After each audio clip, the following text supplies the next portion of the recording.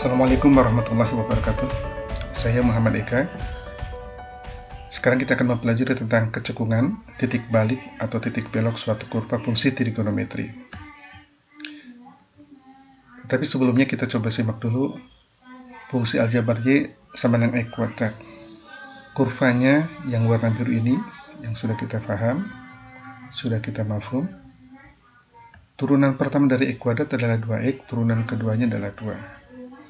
Pada saat X-nya kurang dari 0, untuk F aksennya 2X, 2 kali min 1, 2 kali min 2 bernilai negatif. Fungsinya keadaannya turun.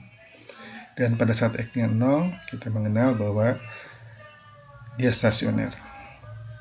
Dan pada saat X-nya lebih dari 0, nilainya 1, 2, dan seterusnya, 2 kali 1, 2 kali 2, positif, fungsinya naik. Kita sudah mengenal kalau dia turun, kemudian stasioner dan naik, maka dia adalah titik balik minimum. Tetapi kalau kita coba perhatikan, bagaimana turunan keduanya? Turunan dari 2X adalah 2. Jadi turunan kedua dari X kuadrat adalah 2. Kapanpun X-nya, berapapun nilai X-nya, turunan kedua ini nilainya positif 2. Nah, keadaan kurvanya ternyata dia adalah cekung ke sebelah atas. Jadi kalau ada kurva yang cekung ke atas dan dia ada nilai stasioner, maka stasionernya itu adalah titik balik minimum. Kita coba simak Y sama X pangkat 3. Kurvanya warna biru ini, dia naik sampai X-nya 0, kemudian dia naik lagi sampai tak hingga. Turunan pertamanya sebelum 0 positif, setelah 0 positif, naik. Dia stasioner pada saat X-nya 0. Arahnya tidak berubah, naik.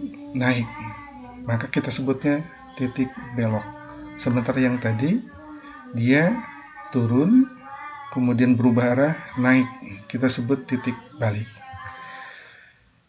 Kalau kita perhatikan sekarang turunan kedua. Turunan pertama dari X pangkat 3 tadi 3X kuadrat, turunan keduanya 6X. Pada saat X-nya kurang dari 0, nilai 6X itu negatif. Pada saat X-nya 0, nilai 6X adalah 0. Pada saat X-nya positif, 1, positif dan seterusnya atau lebih dari 0, maka 6X bernilai positif. Kurvanya ternyata yang ini, dia menghadap ke sebelah bawah, cekung ke bawah. Dan yang ini di stasioner, dia tidak cekung kemana-mana, sementara setelah itu dia cekung ke sebelah atas. Baiklah, kita coba perhatikan tentang kecekungan suatu kurva. Suatu kurva dikatakan cekung ke bawah kalau kita memperhatikan garis-garis singgungnya, dia ada di atas kurva. Sementara yang ini, garis-garis singgungnya di bawah kurva, dia cekung ke sebelah atas. Ini garis-garis singgungnya di sebelah atas kurva, dia cekung ke bawah, dan seterusnya. Sementara yang ini, kita menyebutnya titik belok, dia tidak, garis singgungnya tidak di atas atau di bawah kurva. Kalau garis singgungnya di atas kurva, titik balik maksimum, atau kalau masalah kecekungannya si kurvanya cekung ke bawah. Sementara kalau garis-garis singgungnya berada di sebelah bawah kurva, maka cekungnya kita sebut kurvanya cekung ke atas. Jadi demikian tentang kecekungan suatu kurva. Kita bisa mendefinisikan bahwa satu kurva dikatakan cekung ke atas di suatu titik jika garis singgung terhadap kurva di titik itu terletak di bawah kurva. Cekung ke atas, yang ini. Kalau garis singgungnya ada di bawah kurva. Dan selanjutnya, suatu kurva dikatakan cekung ke bawah di suatu titik jika garis singgung terhadap kurva di titik itu terletak di atas kurva. Dan selanjutnya, suatu kurva dikatakan tidak cekung di suatu titik jika garis singgung terhadap kurva di titik itu tidak keduanya. tidak terletak di bawah kurva, tidak terletak di atas kurva.